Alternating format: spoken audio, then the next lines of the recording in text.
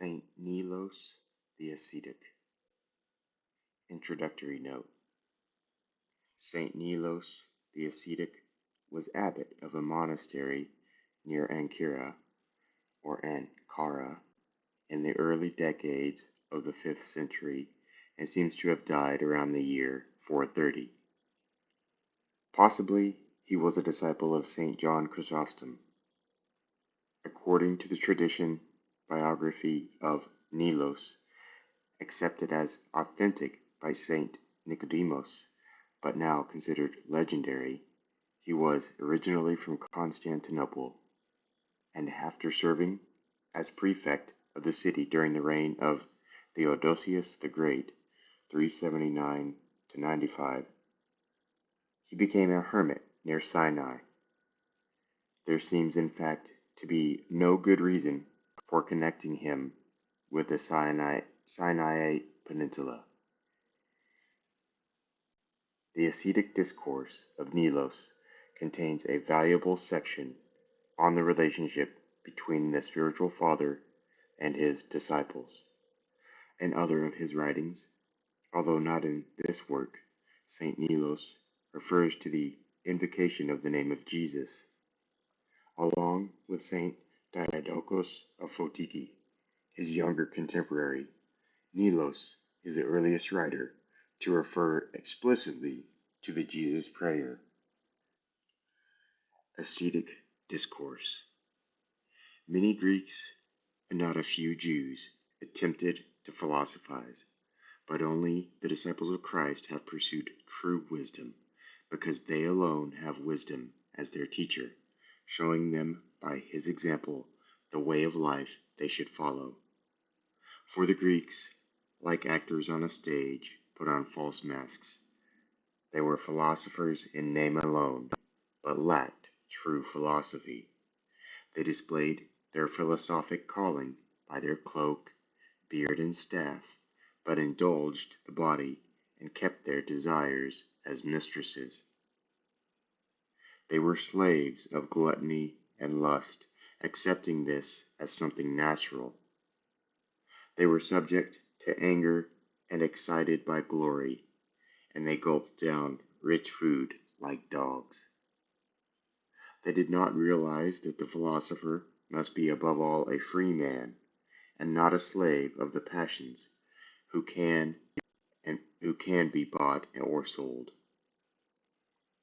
A man of upright life can be the slave of others and yet suffer no harm, but to the enslaved to the passions and pleasures brings a man into disgrace and great ridicule. Some of the Greeks imagined themselves to be engaged in metaphysics, but they neglected the practice of the virtues altogether. Some were stargazers, explaining the inexplicable and claiming to know the size of the heavens, the dimensions of the sun, and the movement of the stars. At times they even tried to theologize, although here the truth lies beyond man's unaided grasp, and speculation is dangerous. Yet in their way of life they were more degraded than swine wallowing in the mud. And when some of them did try to apply their principles in practice, they became worse than those who only theorized, for they sold their labors for glory and praise. Usually their only object was to show off, and they endured hardships simply to gain cheap applause. Moreover, what can be more stupid than to keep silent continually, live on vegetables, cover oneself with ragged garments of hair, and spend one's days in a barrel if one expects no recompense after death? If the rewards of virtue are restricted to this present life, then one is engaged in a contest where no prizes are ever offered, wrestling all one's life for no return but the toil and the sweat. Those of the Jews, on the other hand, who hold philosophy in honor, the Rechabites, the descendants of Jonadab, do indeed encourage their disciples to follow an appropriate way of life. They always live in tents, abstaining from wine and all luxuries. Their fare is frugal, and provision for their bodily needs is moderate.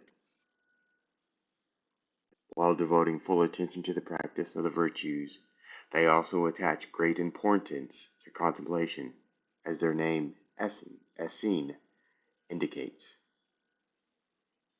In short, they pursue the goal of philosophy while avoiding the things that conflict with their calling.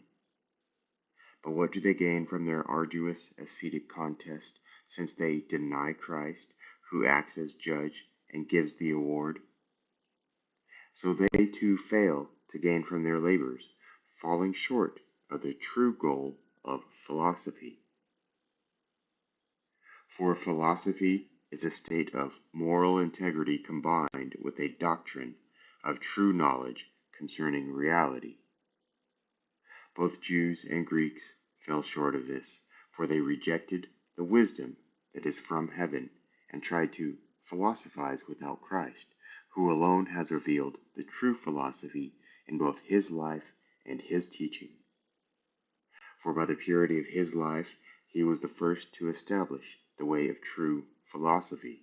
He always held his soul above the passions of the body, and in the end, when his death was required by his design for man's salvation, he laid down even his soul.